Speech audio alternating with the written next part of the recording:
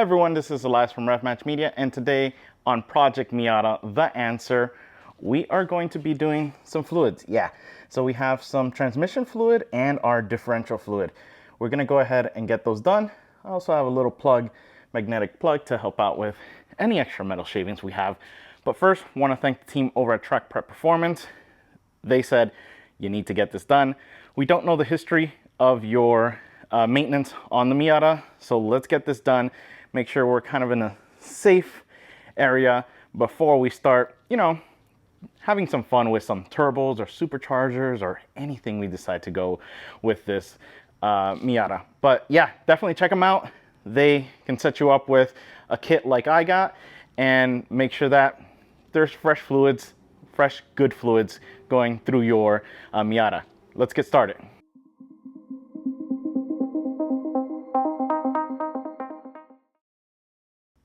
Now we have the Miata on 4 jack stands.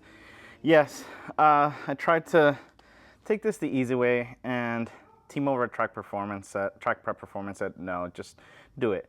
The car has to be level or decently level. Basically, you want the differential. You don't want to raise the car only in the back, because then the differential fluid's gonna drain towards the front and the plug's in the back. So they said, yes, go ahead and level it. I could probably have just done the back, undone it, and then lowered it, but oh well, it's up on all fours, essentially. Now, I probably should have done my R-Theory rear diffuser, because it's kind of in the way, but it's not. So let me take you on a little journey underneath, and you are going to see the 2 plugs that we are going to take out. So someone has marked mine orange. So it's basically that plug there, that orange plug you see there, and that one that's lower there, that one.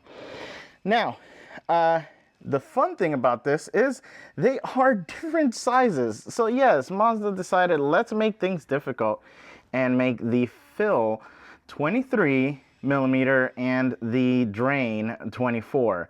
Now, the problem I had with finding a 23 is that no one has a 23. So yeah, I had to go through different stores and find them. So 23 millimeter and 24 for the fill.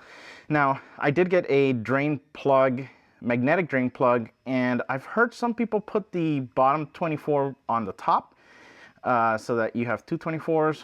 We'll try that. I don't know if we'll try it out. We'll just kind of leave it, since we already bit the bullet and have the sockets, but we'll do that. Oh yeah, pro tip,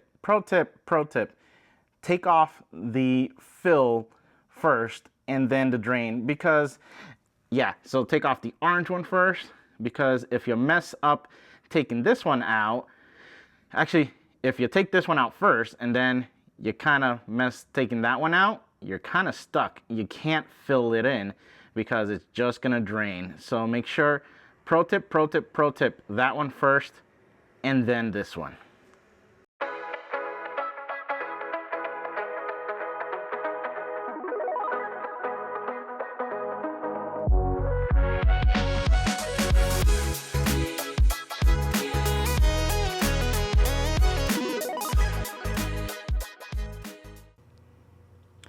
So we've gone ahead and we've drained the differential fluid.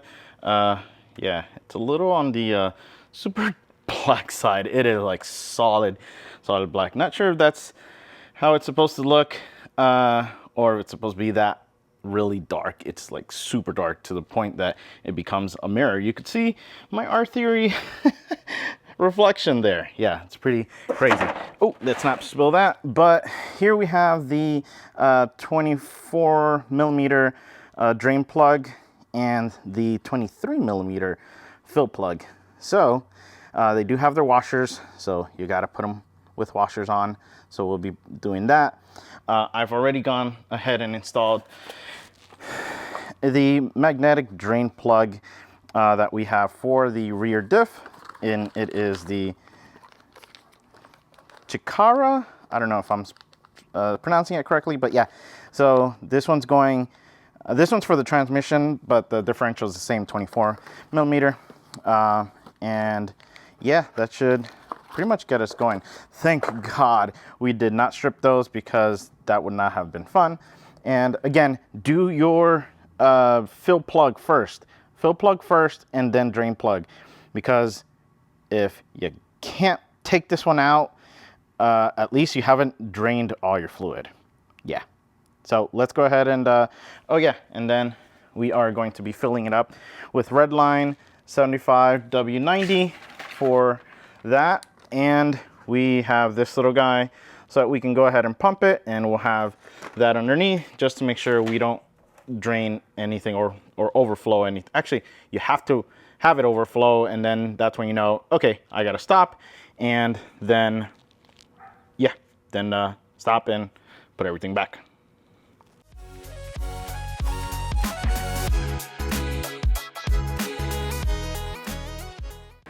Okay, this transmission one is kind of a pain. Let me show you where the fill plug is. That's the pain in the butt, the fill plug, not the drain plug. Drain plug's super easy. I could see it, no, not gonna have any issues with it, but the fill plug is a pain. Yeah, let me go ahead and show you.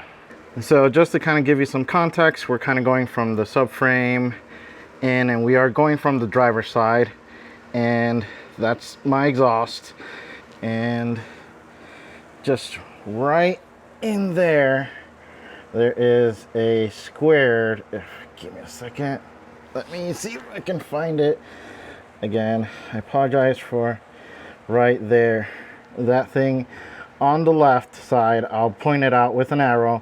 That is a square plug. Some people have said 14, some people have said 15. I tried 15 and that didn't work on my sockets till I use an open-ended wrench, because the closed end didn't work, but the open-ended wrench worked, and I loosened it. It was super uncomfortable to kind of do, and let's just say I thought I was stripping the hell out of it, but thankfully I wasn't, so I can do that. And then the actual drain plug is right there. So just a little bit more back, and again, that one's super easy. And yeah, I think that one's 24, so we'll go ahead, and if I'm wrong, I'll correct it, but yeah, 24 should be really easy to just get that drained.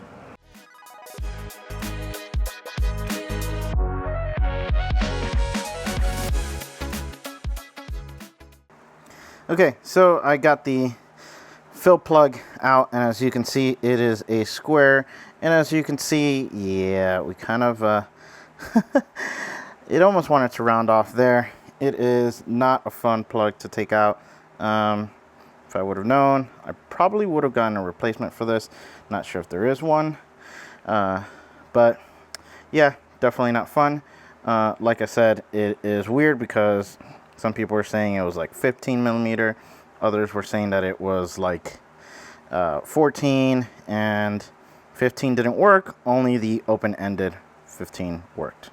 Some people do it with a crescent wrench, which probably is just, I guess it's not as bad as the open-ended wrench, but yeah, not fun. To finish the job, you'll just fill up the transmission till it starts to overflow out of the fill hole, and then it's just a matter of putting that square bolt back into the transmission, and you're good to go.